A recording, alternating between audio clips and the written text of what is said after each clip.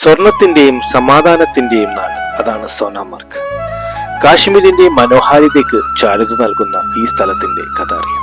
സോനാമാർഗ് എന്നത് സംസ്കൃതത്തിൽ സ്വർണതീരം എന്നാണ് അർത്ഥം. ഇത് പഴയ കാലത്ത് സിൽക്ക് റൂട്ടിന്റെ ഭാഗമായിരുന്നു. ചൈനയിലേക്കും മധ്യേഷ്യയിലേക്കും കച്ചവടക്കാർ പോകുന്നതിനുള്ള പ്രധാന റൂട്ട്.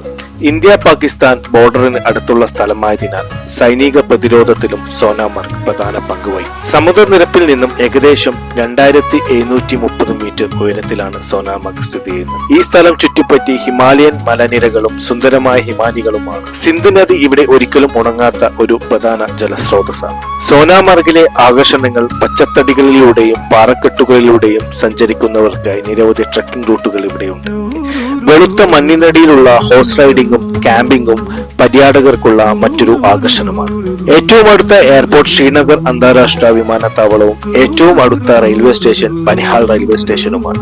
സന്ദർശിക്കേണ്ട സമയം വേനൽക്കാലം മെയ് ടു സെപ്റ്റംബർ, പച്ചപ്പും ഹിമാനികളും ഒരുമിച്ചുള്ള കാഴ്ചകൾക്ക്. ശീതകാലം നവംബർ ഫെബ്രുവരി, മുഴുവനും മഞ്ഞിന്റെ ലോകം മാത്രം.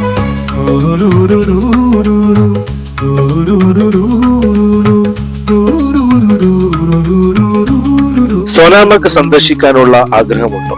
നിങ്ങളുടെ അഭിപ്രായം കമന്റിൽ അറിയിക്കും. നിങ്ങളുടെ കാശ്മീർ ട്രിപ്പ് പ്ലാൻ ചെയ്യാൻ ഞാൻ നിങ്ങളെ സഹായിക്കാം.